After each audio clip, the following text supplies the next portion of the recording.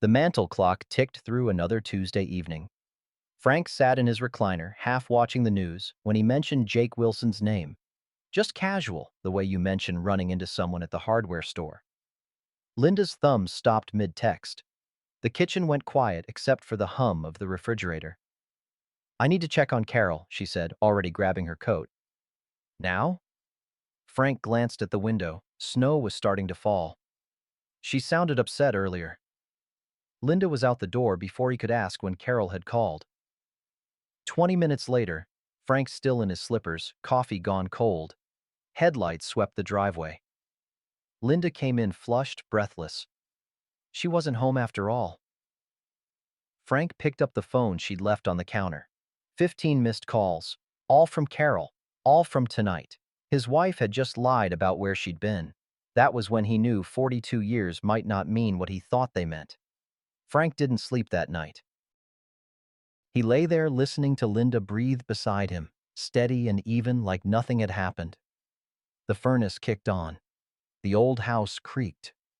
Somewhere down the street, a dog barked twice and went quiet. Where had she been for those 20 minutes? By morning, he'd almost talked himself into letting it go. People got confused. Carol probably called from a different phone. There was an explanation. The coffee was brewing when his cell rang. Carol's name on the screen.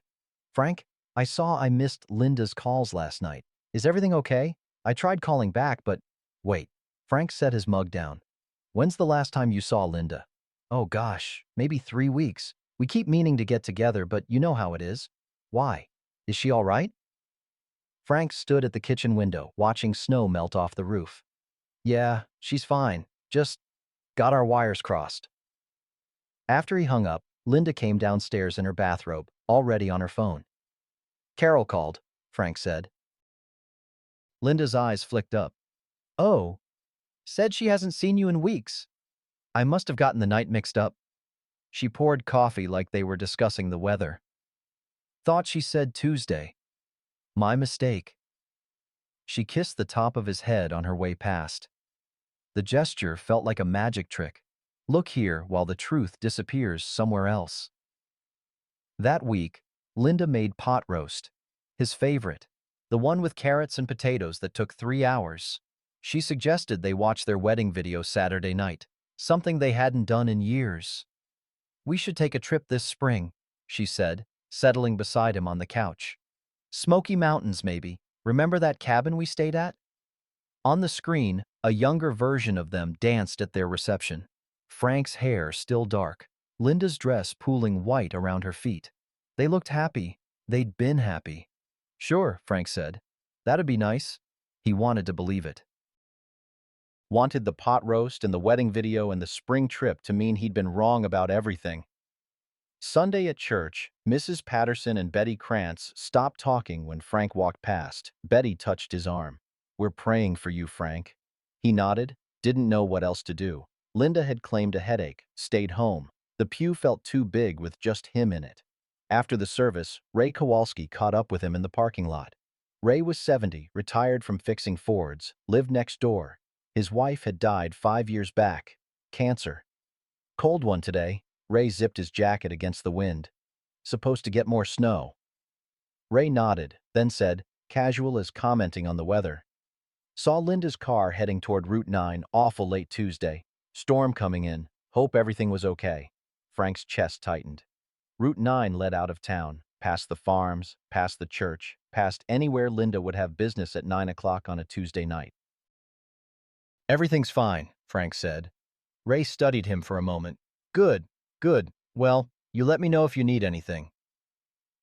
Saturday evening, Linda said she was taking a shower. Frank heard the water running upstairs, sat in his chair pretending to watch a basketball game he didn't care about. Her phone was on the bathroom counter. He could hear it through the door. A buzz, then another. Max, their old lab, sat by Frank's feet instead of following Linda upstairs like he usually did. The dog knew something. Animals always knew. Frank climbed the stairs, told himself he was just checking if she needed a towel, told himself a lot of things. The phone sat face up on the counter, screen lit. A message preview. "Jake W. Can't wait to see you, baby." He's clueless. Frank's hand shook, reaching for it. Through the shower curtain, Linda hummed something tuneless. He picked up the phone, unlocked. She'd never locked it before. Why would she? 42 years of marriage, they'd never hidden anything. The messages loaded. 6 months. The conversation went back 6 months. His legs went weak. He sat on the closed toilet lid, scrolling, each message a small knife, finding new places to cut. Taking more tomorrow. He never checks. You make me feel alive again. A photo of Jake at his gym, shirtless, smiling. Another message. Room 14, same as last time. The water shut off. Frank set the phone down exactly where he'd found it. His hands wouldn't stop shaking. He made it to the hallway, to their bedroom, sat on the edge of the bed. When Linda came out, towel wrapped around her hair, she smiled at him. What do you want for dinner? Frank opened his mouth. Nothing came out. How about spaghetti? She said, already heading downstairs. He sat there until he couldn't hear her footsteps anymore. Then he went to the home office and logged into their bank account. The bank's website loaded slow.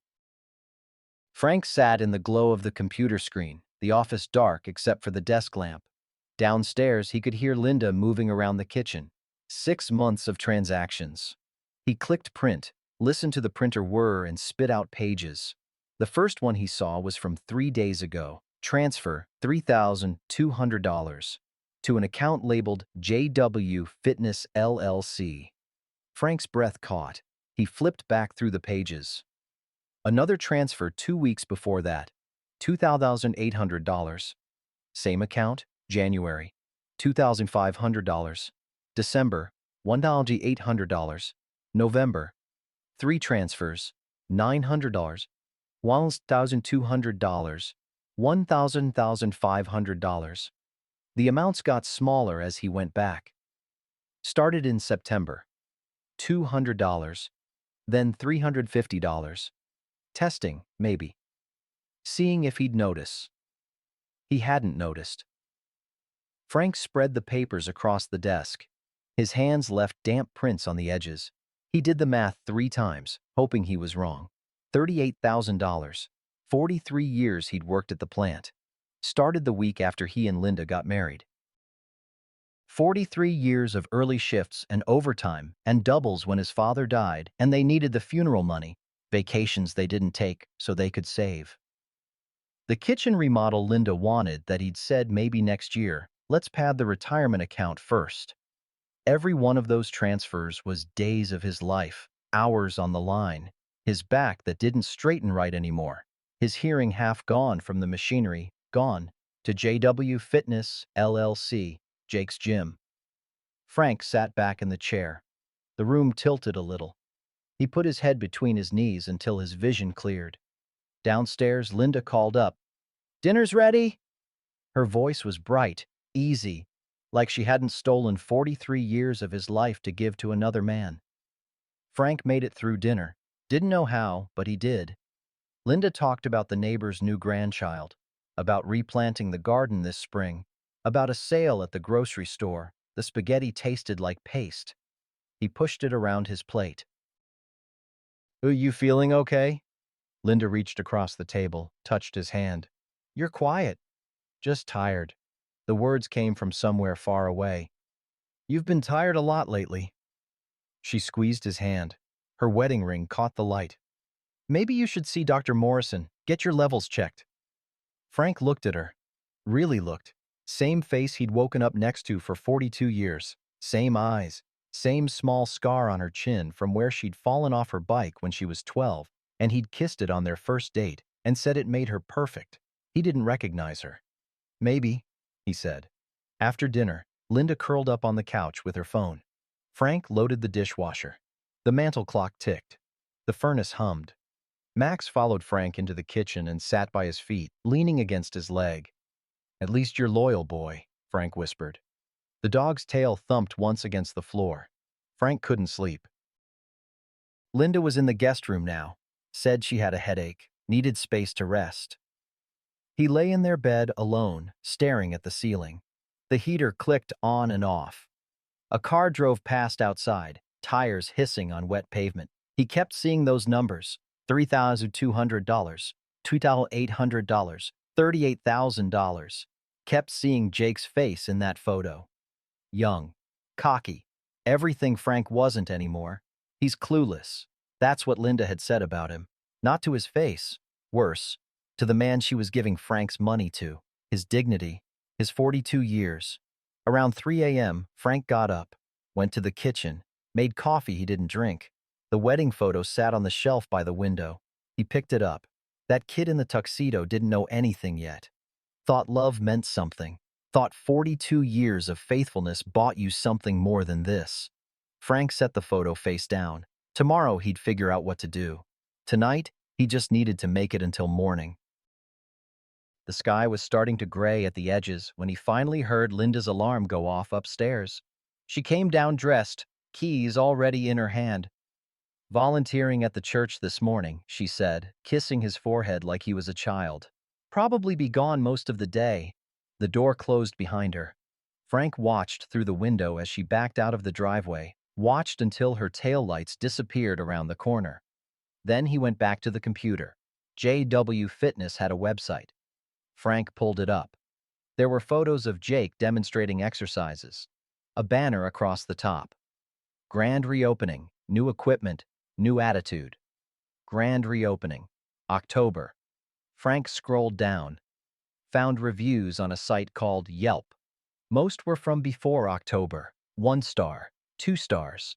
Owner seems desperate. Changed the hours 3 times in 2 months. Equipment is old and broken. Place smells like it's closing down. Tried to sign up for a membership, but they wanted cash only. Sketchy. The recent reviews weren't much better. Same equipment, same problems, just different paint on the walls. Jake's gym was failing, had been failing for a while, and Linda had been throwing Frank's retirement at it like water on a drowning fire. Frank's phone buzzed. A text from Sarah, their daughter. Mom called. Said, "You've been acting paranoid. Are you okay?" Frank stared at the message. Linda was already working on Sarah, already building the story, making Frank the villain before he even knew there was a war. He typed back, "I'm fine. Just tired." Sarah replied immediately, "Maybe you should talk to someone. Retirement is a big adjustment." Frank turned off his phone. Outside, Ray Kowalski's truck pulled into his driveway next door. Ray got out, saw Frank in the window, gave a small wave. Frank lifted his coffee mug in response. Ray stood there a moment like he wanted to say something. Then he nodded and went inside his house.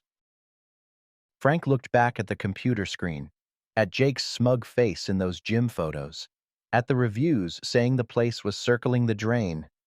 He opened a new tab and searched, how to track phone location. Then he stopped. Closed the laptop. That wasn't who he was. He wasn't going to become someone else just because Linda had, but he also wasn't going to sit here and pretend everything was fine. Frank pulled up the messaging app on his phone, the one that synced with the family plan. Linda's iPad was on the same account. He'd set it all up years ago for convenience. He clicked on Linda's messages. They were all there. Every text to Jake, every photo, every lie. And there at the bottom, from 2 days ago. Sarah's being difficult. So judgmental lately. Glad I have you to talk to. Frank's daughter, Linda, was poisoning his daughter against him, while stealing his money, while sleeping with another man. He stood up so fast, the chair fell backward. His chest was tight. His vision blurred at the edges. The room was too small. The walls were too close. Frank grabbed his coat and went outside. The cold hit him like a fist. March air, still winter sharp. He walked to the end of the driveway, stood there breathing steam into the gray morning. Ray's front door opened. The old man came out with 2 thermoses. "Thought you might need this," Ray said, handing one over. Frank took it. His hands were shaking so bad he almost dropped it. They stood there in silence. Ray didn't ask, didn't pry, just stood beside him while Frank tried to remember how to breathe normal. Finally, Frank said, "How'd you know?"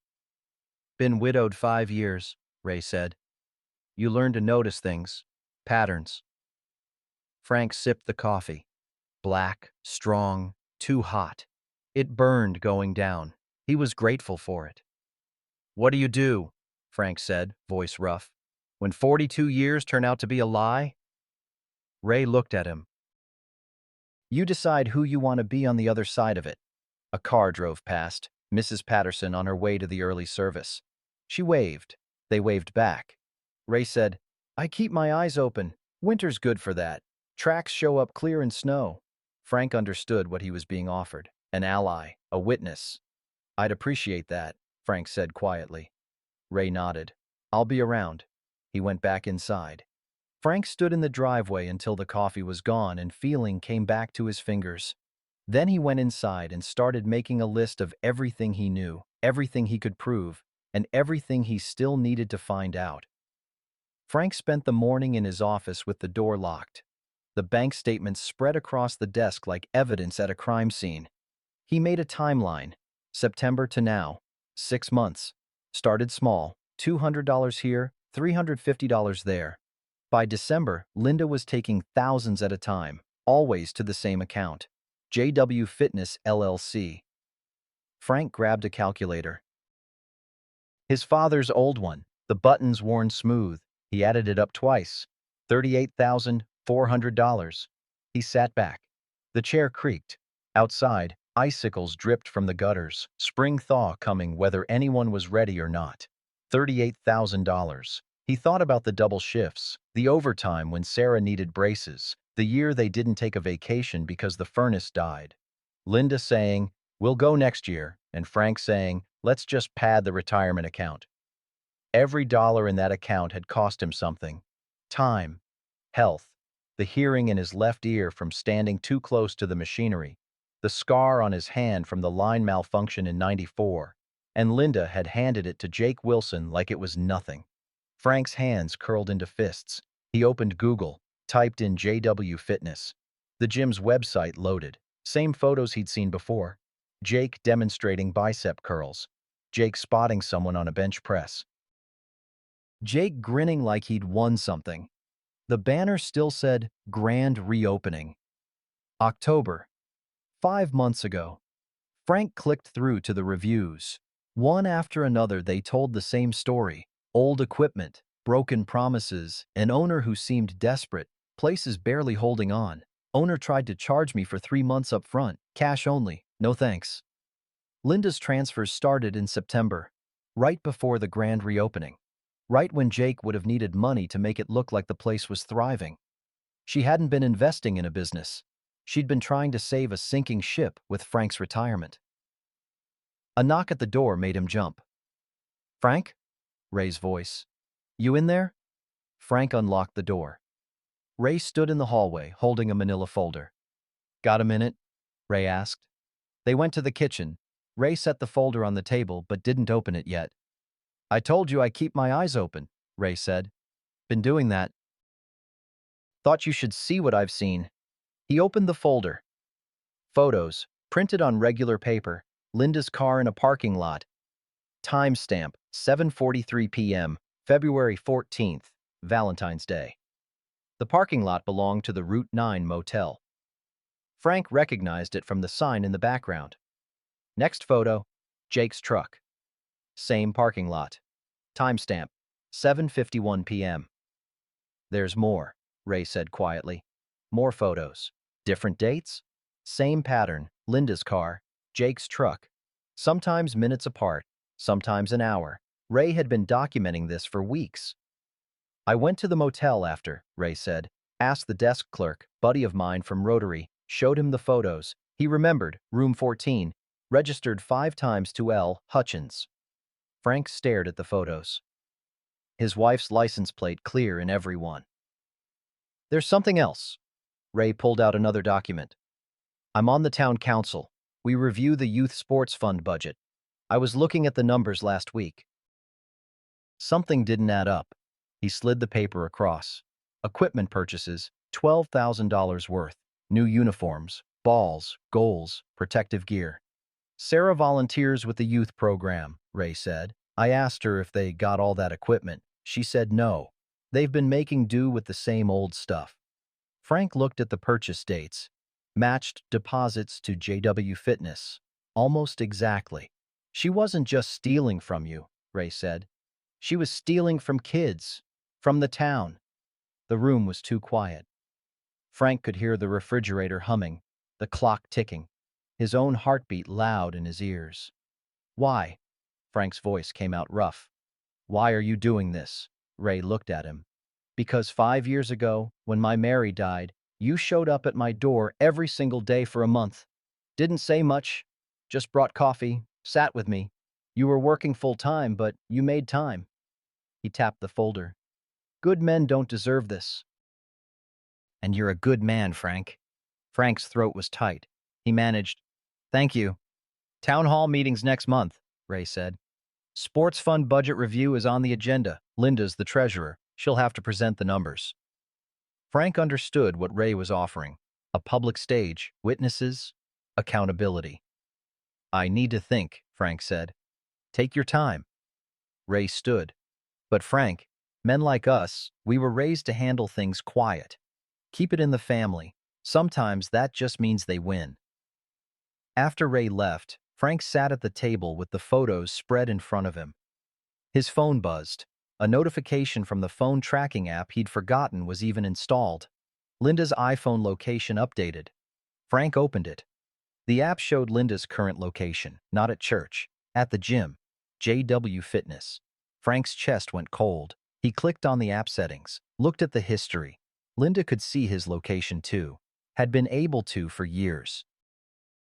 They'd set it up when Sarah was in high school, family safety thing.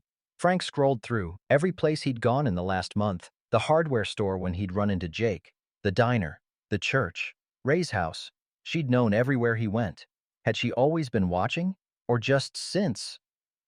Frank checked when the location history started being saved. September, same month the affair started. His hands were shaking again. He deleted the app from his phone. Didn't tell Linda. Let her think she was still watching. Outside, a robin landed on the fence post. First one he'd seen this year. Old farmer's superstition. Robins meant winter was ending.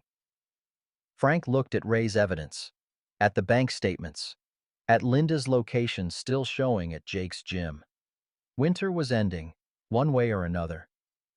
He picked up his phone and dialed Ed Morrison's office, the lawyer his father had used. Good man, fair man. Ed Morrison Law. Ed, it's Frank Hutchins. I need an appointment. Sure thing, Frank. What's this regarding? Frank looked at the photo of Linda's car at the motel, at the bank statements, at $38,000 of his life given away.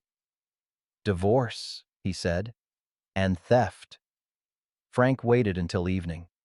Let Linda come home from wherever she'd been. Let her hang up her coat and set her purse on the counter like it was any other day. He was sitting at the kitchen table, bank statements spread out in front of him. We need to talk, he said. Linda stopped, looked at the papers. Something changed in her face, just for a second, then it was gone. What's all this? Sit down. Frank, I'm tired. I've been... Sit down. She sat, her jaw tight. Frank pushed a statement toward her. What is JW Fitness LLC? Linda glanced at it. I don't know what your... $38,000, Linda, 6 months of transfers, to Jake's gym. Her face went white, then red. She stood up fast. You've been snooping. Going through my accounts. How dare you? Our accounts. Frank's voice stayed level. Joint accounts. Money I earned. This is a violation of my privacy. Your privacy? Frank stood too. The chair scraped loud against the floor. $38,000. That's not privacy. That's theft. Linda's mouth opened, closed. She looked at the papers again like maybe they'd say something different. You don't understand, she said finally. Then explain it to me. It's an investment. Jake's expanding the gym. He needed... Jake. Frank said the name flat. We're going to talk about Jake now? Linda's eyes flashed. What do you want me to say? The truth. For once, just the truth. She laughed, not a happy sound.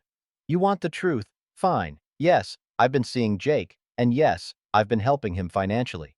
Frank had known, had seen the messages, but hearing her say it out loud was different. like the difference between seeing a punch coming and feeling it land. How long? Does it matter? How long, Linda? 6 months. Since September. Frank sat back down. His legs wouldn't hold him anymore. Linda crossed her arms. You've changed since you retired. You're not the same person. I retired. That's what people do. You just stopped. Stopped living. You sit in that chair all day watching TV you don't care about. You shuffle around in your slippers. You've given up. I worked for 43 years. And now you're just waiting to die. Her voice was cold, sharp. Jake makes me feel alive. He sees me. When's the last time you really looked at me, Frank? I looked at you every day for 42 years. You looked through me. I'm invisible to you. An old woman who makes your meals and does your laundry? Jake makes me feel like I'm still. She stopped. Still what? Still young. Linda, we're both 64 years old. I deserve to be happy. Frank gestured at the statements. With my money. It's our money. That I earned. 43 years at that plant. Double shifts. Overtime. Remember when we didn't take that vacation because the furnace died? When we put off the kitchen remodel? That was so we'd have enough. For retirement. For us. Linda's face hardened. You want to talk about money? Fine. You want a divorce? You'll lose the house. I'll take half of everything, and everyone in this town will know you drove me away. I drove you away? You became your father, retired, and just turned off. I'm not going to spend the rest of my life watching you turn into a ghost. The words hit like she'd meant them to. Frank's father had retired, died within 2 years. Heart attack. Frank had always wondered if stopping work had killed him faster than the work itself. Linda grabbed her purse. I'm sleeping in the guest room tonight. Linda. But she was already gone. Her footsteps loud on the stairs. The guest room door slammed. Frank sat at the kitchen table until the numbers on the statements blurred. The clock ticked. The house settled. Max came and put his head on Frank's knee. Around 3 a.m., Frank gave up trying to sleep, made coffee he didn't drink, sat in his chair in the dark. Snow had started falling again, big flakes drifting past the streetlight. He thought about what Linda had said, that he'd given up, that he was just waiting to die like his father. Maybe she was right. Maybe he had turned into someone else when he retired, someone smaller, less alive. Maybe this was what he deserved. The sky started turning gray at the edges. Another day coming, whether he wanted it or not. Morning. Linda left without speaking. Frank heard her car pull out of the driveway. His phone rang. Sarah. Dad? Her voice was tight. What's going on? Mom called me last night. She was crying. Frank closed his eyes. What did she tell you? That you accused her of having an affair. That you're going through her things. That you've been acting paranoid since you retired. Sarah, she said you need help. That retirement has been hard on you. I have proof. Bank statements. Messages. She's been... Dad. Sarah's voice softened, like she was talking to someone sick. You've been different, more suspicious. Seeing things that aren't there. Mom's worried about you. I'm worried about you. I'm not making this up. I think you need to apologize to her, and maybe talk to someone, a professional. This stress, it's not healthy. Sarah, if you just look at... I have to go.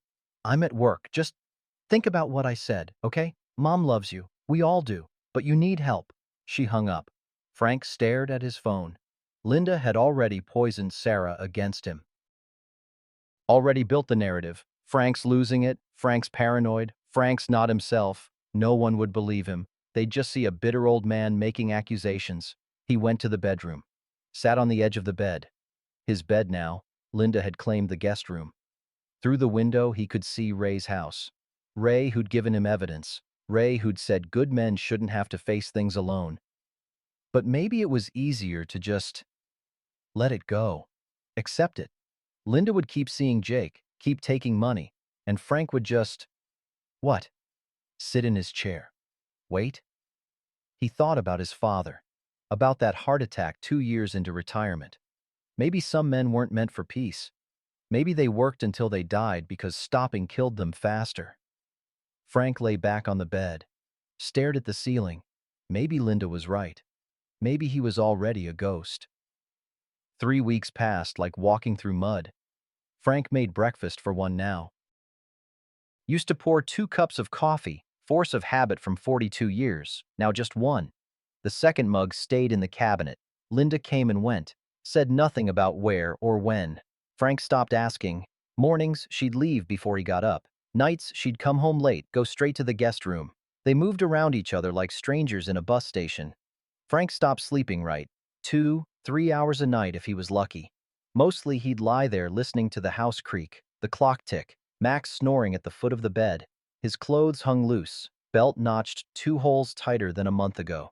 Betty at the diner noticed. You eating okay, hun? She set down his breakfast Saturday morning, added extra hash browns without asking. Fine, Frank said. She touched his shoulder. Didn't say anything else. Didn't need to. The whisper network in a small town moved faster than the internet. Everyone knew, or suspected, or had heard something from someone who knew someone. Sunday at church, Frank sat in his usual pew, alone. Linda had stopped coming 3 weeks ago. The hymns sounded far away. Pastor Mackenzie talked about forgiveness. Frank heard maybe half of it. After the service, Mrs. Patterson sat down beside him, just sat there while everyone else filed out. We're praying for you, Frank. He nodded. Couldn't find words. Whatever you're carrying, you don't have to carry it alone. She patted his hand and left. Frank sat until the sanctuary was empty, liked the quiet, the old building settling, light coming through the stained glass, making patterns on the worn carpet. He thought about praying, didn't know what to say. Hardware store on Monday. Frank needed a new hinge for the porch door. Winter had warped it. Tom behind the counter rang him up. Heard Jake's gym is closing. Shame. Frank's hand stopped reaching for his wallet. Tom kept his eyes on the register. Bad businessman, that one. Takes money, delivers nothing. Some folks just take and take, never earn nothing honest. He handed Frank his change. Their eyes met for a second. You take care, Frank. The whole town knew, and they were on his side, but knowing that didn't make the nights any shorter. Frank stopped winding the mantel clock. Wedding gift from Linda's parents. 42 years he'd kept it going. Every Sunday morning, same routine. Now it sat stopped at 3:47. The hands frozen. Time stopped, same as everything else.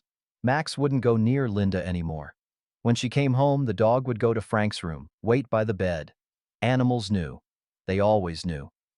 At least you're loyal, boy, Frank said one night, sitting on the floor with the dog's head in his lap. Max's tail thumped against the carpet. Frank realized he talked to the dog more than any human now. Wasn't that something? He checked the bank every few days. Couldn't help it. Another $2,500 gone last week. Linda wasn't even trying to hide it anymore.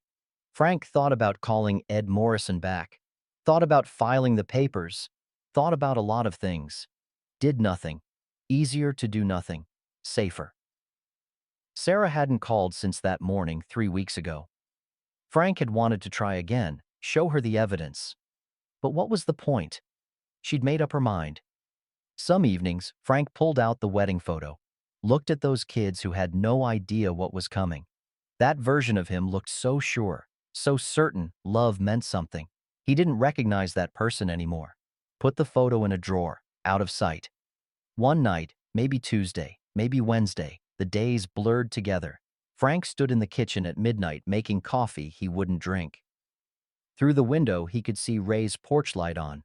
Ray kept odd hours since Mary died. Said sleeping was harder when the other side of the bed stayed empty. Frank understood that now. He thought about his father, about that heart attack 2 years into retirement. Everyone said it was his heart giving out. Frank wondered now if it was his father's heart breaking. If stopping work had let in all the things work had kept out.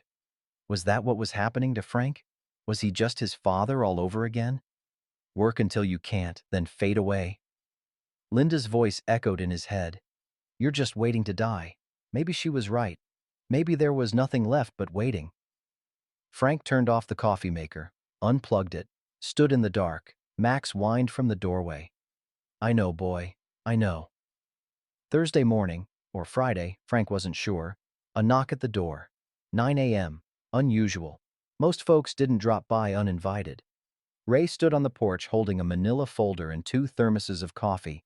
His expression was serious. Can I come in? I've got something you need to see. Frank hesitated. Pride said handle this alone. Handle it quiet. Don't drag anyone else into the mess. But Ray's eyes said he already knew.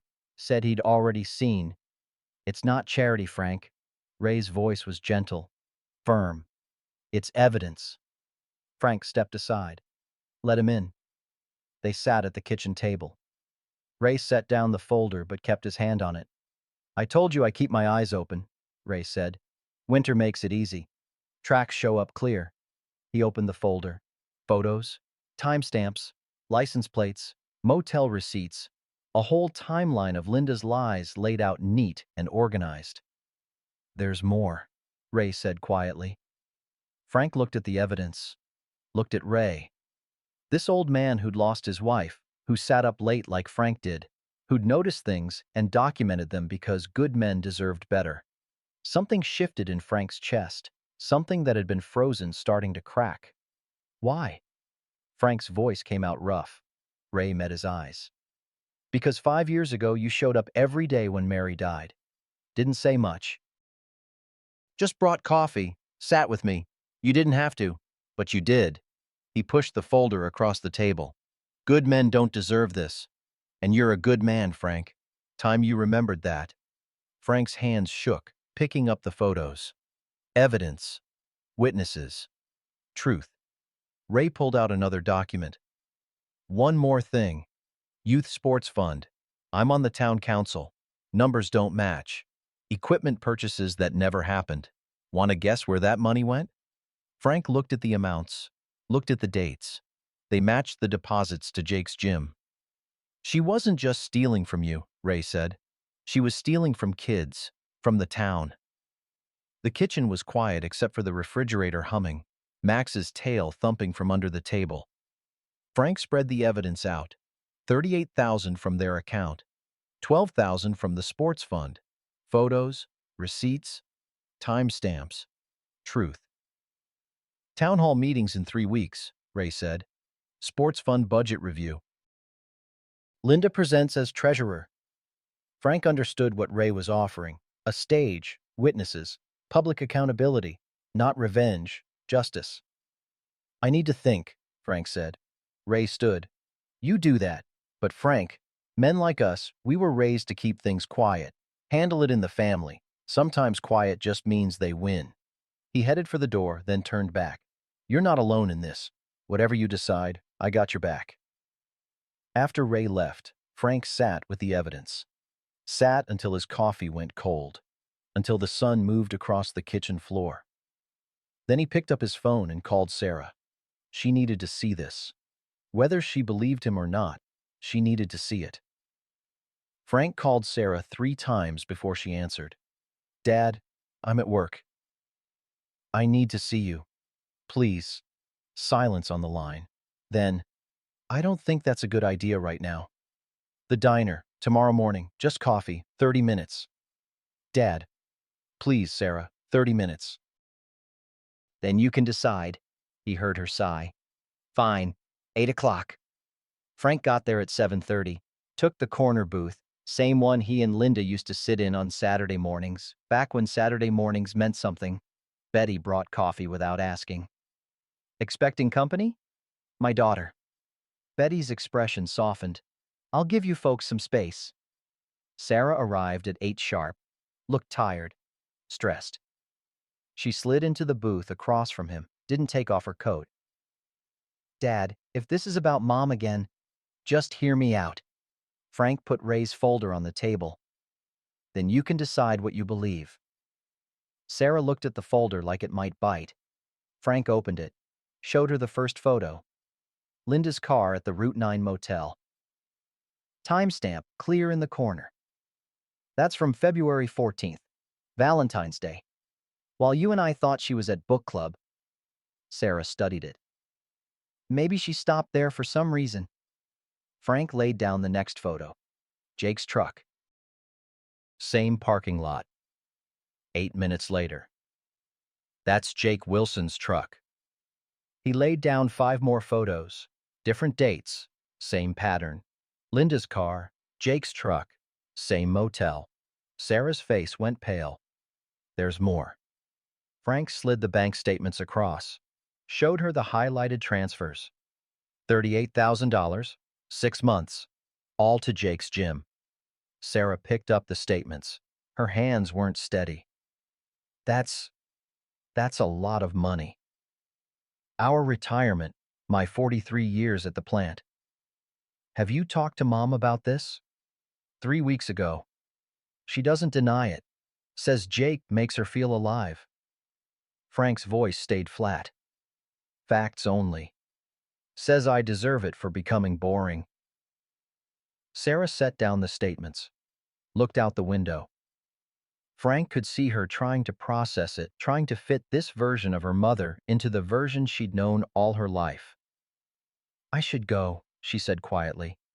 There's one more thing. Frank pulled out the sports fund documents.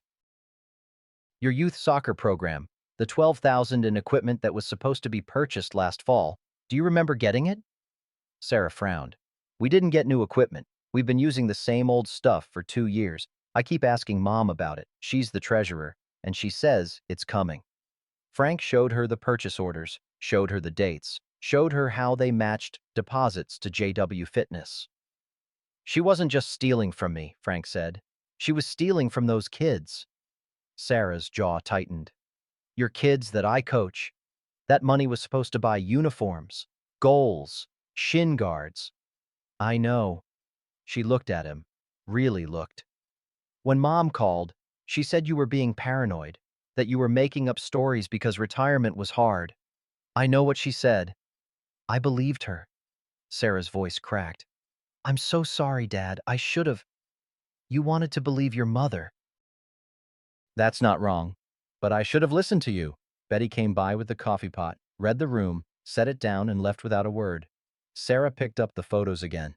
What are you going to do? Town hall meeting, 3 weeks. Budget review. Linda has to present the sports fund numbers. Ray thinks I should present what I know, publicly. That'll destroy her reputation. She destroyed mine, and she stole from kids. From the community. Sarah was quiet for a long moment. Then, I volunteer with those kids. Their parents trusted us with that money. I know. She looked me in the eye last month and told me the equipment order was delayed. She lied right to my face. Sarah's phone buzzed. She glanced at it. Text from Linda asking where she was, why she wasn't answering. Sarah turned the phone face down. I need to check something, she said. Can you come with me? To my house? Sarah's house was 10 minutes away. Small ranch, toys in the yard, Daniel at work, and the kids at school. Sarah went straight to the home office, pulled her iPad from the desk drawer. Mom and I are on the same family account. Messages sync automatically. I never really looked, but... She opened the Messages app, scrolled to Jake's name. Frank looked away. You don't have to. Yes, I do. Sarah read in silence. Frank watched her face change. Shock, hurt, anger. She talks about you, Sarah said, voice tight. Calls you clueless, boring, dead weight. I know. Sarah kept scrolling. Stopped. She talks about me, too. Frank moved closer. Saw the message. Sarah's being difficult. So judgmental lately.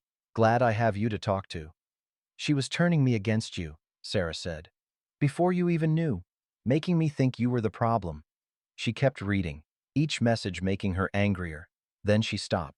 Dad, look at this. An email. Linda to Jake. Dated yesterday. Town hall meeting March 12th. They're going to review the sports fund. Need to move money before audit. Can you transfer back what's left? Make it look like equipment was purchased and returned. Jake's response. Already working on it. Don't worry, baby. I got you. Sarah looked at Frank. They're trying to cover it up. Before the meeting. Frank's chest went tight. If they move the money around, adjust the records, you won't be able to prove anything, Sarah finished. They sat in silence. Frank could hear the kitchen clock ticking, a dog barking somewhere down the street. Sarah closed the iPad. I'm coming to that town hall meeting. Sarah, you don't have to. Yes, I do. For you, for those kids, for what's right. She stood up. And I'm going to quietly get copies of all the sports fund records before they can change them. I'm the volunteer coordinator. I have access. That could put you in the middle. I'm already in the middle, Dad. She made sure of that when she used my program to steal. Sarah hugged him. First time in months. Frank held on maybe a little too long. I love you, she said. I'm sorry I didn't believe you. You're here now. That's what matters. She pulled back. We've got 3 weeks before that meeting. We need to make sure we have everything documented before they try to bury it. Frank nodded. His daughter, his ally. Maybe he wasn't alone after all. That night, Frank couldn't sleep again. But this time it was different. Not despair keeping him awake. Strategy. He sat at the kitchen table with Ray's evidence, with the bank statements, with Sarah's screenshots of Linda's messages. The town hall meeting was March 12th, 3 weeks away. Linda and Jake were already trying to cover their tracks, already moving money, adjusting records, but they didn't know about Ray's photos, didn't know about Sarah's iPad, didn't know Frank had copies of everything. They thought he was clueless. Frank looked at that word in Linda's message. He's clueless. Maybe he had been. For 42 years, maybe he'd been exactly that. But not anymore. He started making a list. What he had, what he still needed, how to present it at the meeting. Ray had said, just the facts, no emotion, let the numbers speak. Frank could do that. Spent 43 years reading numbers on quality control sheets. This wasn't much different. Outside, snow had started falling again, but lighter now, the kind that wouldn't stick. Spring was coming. Frank could feel it. And on March 12th, the truth was coming with it. The next 3 weeks, Frank and Sarah worked like they were building a legal case, which, in a way, they were. Sarah pulled the sports fund records. Every transaction, every receipt, every purchase order Linda had signed. Frank organized Ray's photos by date, cross-referenced them with bank withdrawals. Built a timeline you couldn't argue with. Ed Morrison looked it over. This is solid, airtight, just present the facts. Don't get emotional. The numbers tell the story. Linda came and went from the house like nothing was happening. She'd stopped even pretending. Some nights, she didn't come home at all. Frank didn't ask. Didn't care anymore. March 12th came cold and clear. The town hall was an old building with wooden floors that creaked when you walked. Smelled like old books and floor wax. Rows of folding chairs facing a long table where the council sat. Frank got there early. Sat in the third row. Used to sit in back, but not tonight. Ray came in, gave him a nod, sat up front. Sarah arrived with Daniel. Sat 1 row behind Frank. She squeezed his shoulder as she passed. The room filled up. 60, 70 people. More than usual for a budget meeting. Word had gotten around. Small towns were like that. Linda sat at the treasurer's table looking confident. Hair done. Nice blouse. Playing the part of the respectable volunteer. Frank spotted Jake in the back row. Arms crossed. Face tight. Mayor Henderson called the meeting to order. First item, school budget review, then roads, then sports fund. They went through the school numbers. Boring. Normal. People shifted in chairs. Road maintenance next. Even more boring. Frank's heart was hammering. His hands felt cold. Sarah leaned forward. You got this, Dad, she whispered. Mayor Henderson cleared his throat. Next item, youth sports fund. Mrs. Hutchins, you're our treasurer. Can you give us the overview? Linda stood, smiled, opened her folder. We had a very successful year. Revenue from fundraisers exceeded expectations.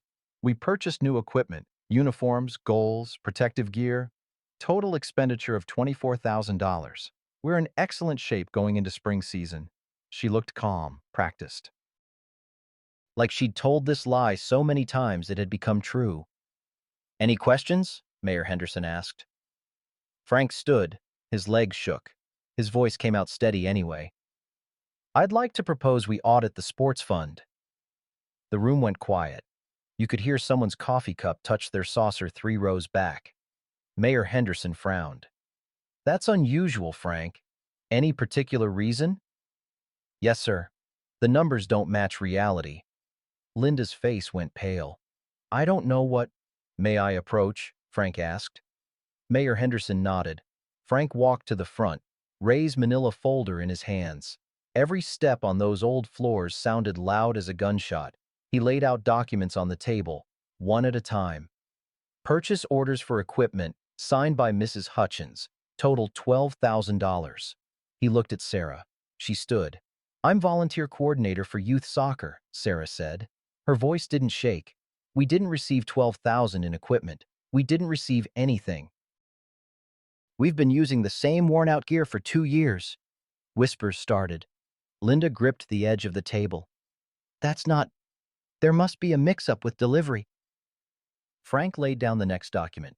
These purchase orders show payment went to JW Fitness LLC, Jake Wilson's gym. He laid down more papers. These are deposits to that same account, from the sports fund account, matching dates, matching amounts. Mayor Henderson picked up the documents, studied them. His expression changed. Frank wasn't done. These are additional transfers, from a private account, my retirement account, also to JW Fitness LLC, $38,000 over 6 months. He laid down Ray's photos. These are time-stamped photographs. Mrs. Hutchins' vehicle at Route 9 Motel, Mr. Wilson's vehicle at the same location, same dates as the financial transfers. The whispers got louder. Linda stood. This is a violation of my privacy. It's documentation of theft, Frank said. Still calm, still steady. $50,000 total, 12 from the community's children, 38 from a joint retirement account, all going to Mr. Wilson's failing business. That's a goddamn lie. Jake was on his feet in the back. The numbers don't lie, Frank said. Purchase orders you can verify, bank records, photographs with timestamps, motel receipts. It's all there. Mayor Henderson looked at Jake. Mr. Wilson, do you have a response? Jake's face was red. This is bullshit. Just a jealous old man making up— I'm presenting facts, Frank said. Numbers, documents. You can verify every single one. Jake pointed at Frank. You're just bitter because my wife stole from children, Frank finished. Stole from this community to fund your failing gym. You don't know what you're talking about. I know your gym was about to close. I know Mrs. Hutchins gave you $12,000 of community money and $38,000 of our retirement. I know it still wasn't enough. Jake's mouth opened, closed. He looked at Linda. Linda was standing frozen at the treasurer's table. Jake, she said, I don't have to listen to this. Jake headed for the door.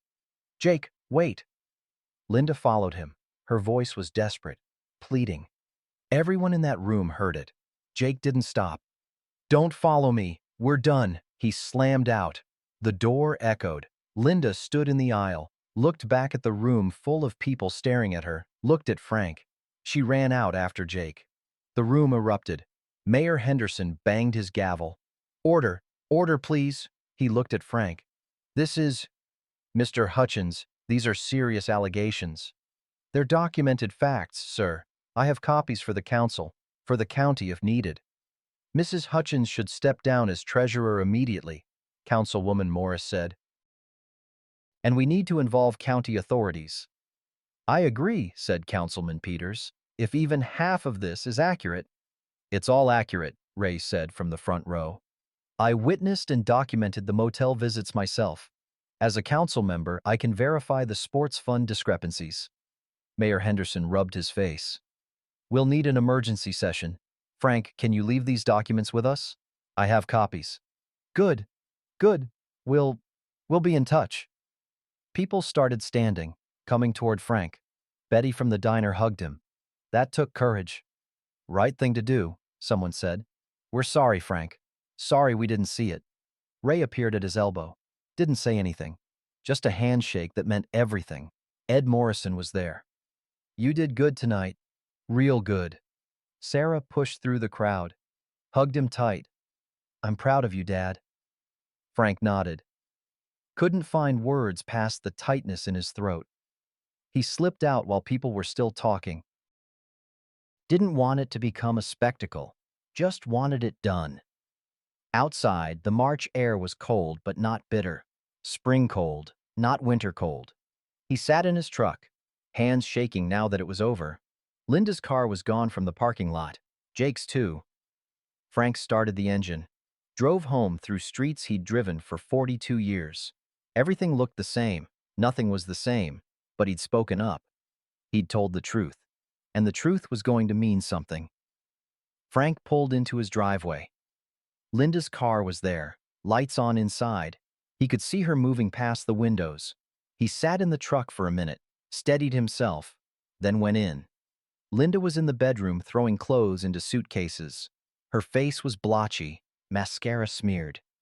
You humiliated me, she said. Didn't look at him. In front of everyone, the whole town. I told the truth. You destroyed me, she whirled around. Jake won't answer my calls. The bank is investigating. They're talking about charges. You stole from kids. I gave you 42 years. Her voice broke. 42 years of my life. And I gave you 42 years of mine. Difference is, I meant my vows. Linda grabbed another armful of clothes from the closet. We could fix this. Counseling, I'll pay it back. We can. Ed filed divorce papers this morning. You'll be served tomorrow. She stopped, stared at him. You can't be serious. I'm serious. Frank, please. It's done, Linda. She tried tears. I made a mistake. I'm sorry. We can work through this. No. Frank's voice was quiet, firm. We can't. Her face changed, tears to anger in a heartbeat. You'll regret this. You're nothing without me. You hear me? Nothing. I'm exactly who I've always been, Frank said. You're the one who changed. Linda zipped the suitcase, hauled it off the bed. I'm staying with my sister. My lawyer will be in touch. That's fine. She stopped at the door, looked back at him. For just a second, she looked lost, scared. Then the mask came back. I hope you're happy, she said. I'm not, but I will be. She left, slammed the door, tires squealed, pulling out. Frank stood in the bedroom, heard the house settle into silence. Max came and sat by his feet. Frank walked through the rooms. Guest room with the unmade bed where Linda had slept for weeks. Bathroom with her cosmetics gone from the counter. Kitchen table where they'd eaten 10,000 meals. All still there. All different now. He went back to the bedroom, sat on the edge of the bed. His bed, not theirs anymore. His. First time in months it felt like he could breathe all the way. 2 weeks later, the whole story came out. Jake had left town. Gym closed. Building empty with a foreclosure notice on the door. Turned out he owed money to half a dozen people. 3 other women came forward. He'd been running the same con on all of them. Linda moved in with her sister 2 towns over. County was investigating the sports fund, likely criminal charges for embezzlement. Bank had recovered some of the money from Frank's account. Not all. Probably never would be all. But enough. Ed Morrison called. Divorce will be finalized in 60 days. She's not contesting. Wants it done quietly. That's fine. Frank, you did the right thing. Frank wasn't sure about that yet. Doing the right thing was supposed to feel better than this, but it felt honest. That was something. The divorce papers came on a Tuesday. Frank signed them at Ed's office. 42 years reduced to signatures and legal language. Ed's secretary notarized them, said, I'm sorry, Mr. Hutchins. Don't be, Frank said. Just time to move on. Driving home, Frank felt it hit him. Not regret. Grief for what he'd thought he had. For the years that couldn't be gotten back. He pulled over. Sat in the truck in the hardware store parking lot until the feeling passed. Tom knocked on the window. You okay, Frank? Yeah, I'm okay. Coffee's on at the diner if you need company. Thanks, Tom. Frank didn't go to the diner. Went home, sat on his porch with Max and watched the afternoon fade. Grieving was okay, meant he'd loved something real, even if it turned out the other person hadn't. Sarah started bringing the grandkids over on Sundays. Her and Daniel and the kids. They'd cook dinner together. Nothing fancy. Hot dogs, burgers, whatever was easy. The kids would play in the yard with Max. The dog ran around like he was young again. One Sunday in early April, Sarah brought cookie ingredients. "We're making Grandma's recipe," she said, then caught herself. "I mean, is that okay?" "It's okay," Frank said. "Just because she's gone doesn't mean the cookies have to be." They baked together. The kids got flour everywhere. Frank didn't mind. "Grandpa, try one!" His grandson, 7 years old, missing a front tooth, held up a cookie. Frank took a bite. Still warm. Still good. "Best cookie I ever had, buddy." The kid beamed. Sarah watched from the doorway. "You look good, Dad. Better. Feel better. Some days, anyway." The kids ask about Grandma sometimes. What do you tell them? That Grandma made some bad choices. That sometimes adults make mistakes. That you're still here. Frank nodded. "That's the truth. They're lucky to have you. I'm lucky to have them." The whispers around town eventually stopped. Or Frank stopped hearing them. Hard to say which. He was just Frank again. Not "that poor man" or "you hear what happened to Hutchins?" Just Frank. Saturday mornings, he and Ray had breakfast at the diner. New tradition. Betty knew their orders without asking. Black coffee, eggs over easy, hash browns for both. One morning, Ray brought news. Sports fund recovered enough to get through the season. New treasurer, Janice Cooper. She's got everything documented 6 ways from Sunday now. That's good. Kids'll have new uniforms by summer. Sarah's making sure of it. Frank smiled. She's good at that, taking care of people. Got it from her old man, Ray said. They ate in comfortable silence. The kind only old friends could manage. Church on Sunday. Frank sat in his usual pew. Mrs. Patterson came and sat beside him without asking. "Room for one more?" she said. "Always." After the service, she walked him to his truck. "You did a hard thing, Frank. A brave thing. Just did what was right. That's what makes it brave." She patted his arm and left. Frank drove home through streets greening up with spring, trees budding, grass showing through the last of the snow. His house looked smaller somehow, but warmer, like it was his again. Max was waiting at the door, tail wagging. "Come on, boy. Let's sit on the porch." They sat until the sun started setting. Frank with his coffee, Max with his head on Frank's foot. The robin that had nested in the porch eave was feeding chicks now. Frank could hear them chirping, demanding, alive. Life kept going, even when you thought it might stop. Even when you weren't sure you wanted it to. It kept going anyway. Linda's car was in the driveway when Frank got home.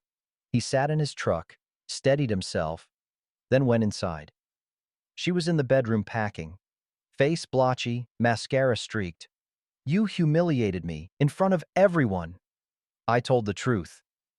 "You destroyed me." She whirled on him. "Jake won't answer. The bank's investigating. They're talking charges." "You stole from kids, Linda. I gave you 42 years. And I gave you 42 years. Frank's voice stayed level. "Difference is, I meant my vows." She grabbed more clothes. "We can fix this. Counseling. I'll pay it back. Ed filed divorce papers this morning." She froze, stared at him. "We can work through this." "No. We can't." Her face shifted, tears to rage. "You're nothing without me. You hear me? Nothing." "I'm exactly who I've always been," Frank said. "You're the one who changed." She hauled the suitcase off the bed. "My lawyer will be in touch." "That's fine." At the door, she looked back, lost for just a second, then cold again. "I hope you're happy." "I'm not," Frank said, "but I will be." She left, tires squealing on the driveway. Frank stood in the quiet house. Max came and sat by his feet. He walked through the empty rooms. Everything still there, everything different. In the bedroom, he sat on the edge of the bed. His bed now. First time in months he could breathe all the way down. 2 weeks crawled by. Jake left town. Jim foreclosed, owing money everywhere. 3 other women came forward. Same con, different targets. Linda moved in with her sister. County pressed charges for embezzlement. Bank recovered some money. Not all. Never would be all. The divorce papers came on a Tuesday. Frank signed them at Ed's office. 60 days and it's final, Ed said. She's not fighting it. 42 years reduced to signatures. Driving home, grief hit him. Not regret, just grief for what he'd thought he had. He pulled over in the hardware store parking lot, sat until it passed. Sarah started bringing the kids over Sundays. They'd cook together, simple stuff, hot dogs, burgers. One Sunday, they baked cookies, Linda's old recipe. Is that okay? Sarah asked, catching herself. It's okay. Just because she's gone doesn't mean the cookies have to be. His grandson brought him one, still warm. Try it, Grandpa. Frank took a bite. Best cookie I ever had, buddy. Sarah watched from the doorway. You look better, Dad. Getting there. The kids ask about Grandma sometimes. What do you tell them? That she made bad choices. That sometimes adults make mistakes. That you're still here. Frank nodded. That's the truth. Saturdays, Frank and Ray had breakfast at the diner. New tradition, Betty knew their orders. Sports funds recovered, Ray said one morning. Kids'll have new uniforms by summer. That's good. Did the right thing, Frank. Just did what was right. They ate in comfortable silence. Sunday at church, Mrs. Patterson sat beside him uninvited.